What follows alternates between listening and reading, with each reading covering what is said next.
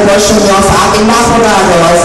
Bakit ay dami mga ano? Parang nagdagdagan ng DJ yung mga spotlights ko. May maliit na mga spotlights dito sa harapan ko. Ayan. Siguro doon nyo lang na maganda ang dyan ha.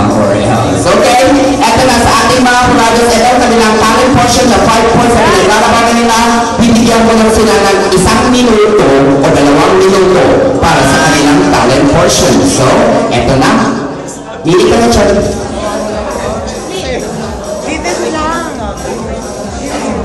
Eto na, Ricky, ang iyong sitwasyon.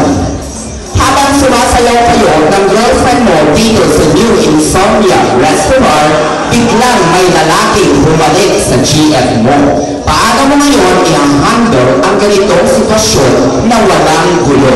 Inuulit ko, habang sumasayaw kayo ng girlfriend mo dito sa New Insomnia Restaurant, biglang may lalaking bumalik sa girlfriend mo. Paano mo ngayon i-handle ang ganitong sitwasyon na walang gulo? Calling on Lady Lee as your girlfriend. Lady Lee, on the stage, siya ang magiging girlfriend mo. And of course, kukuha si Lady Lee sa audience ng isang lalaki na hahalik sa kanya. So Lady Lee, kukuha ka na ng lalaki dyan na ibigay rin dito sa itabladong ito na siya ang hahalik daw sa'yo. Halikan ka lang. So ito naman yung hahalik sa'yo. Sana ako na lang. So Lady Lee, kasi nila dyan, mag-portray lang. So yun yung sitwasyon mo, Lady.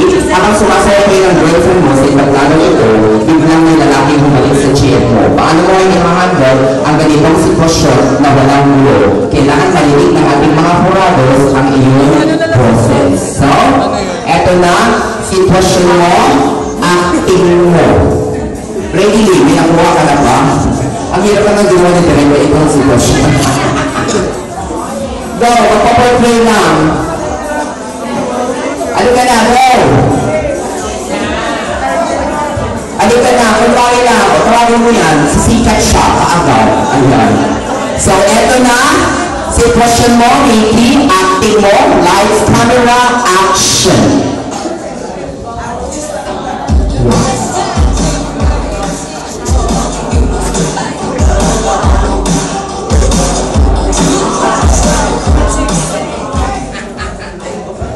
Ano yan?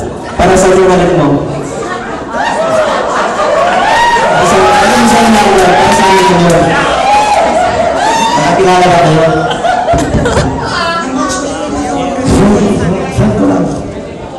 Your friendship is lang yun.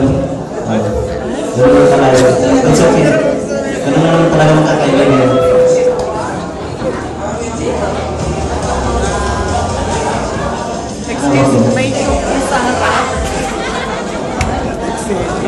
Okay, maraming salamat sa aking pinamura.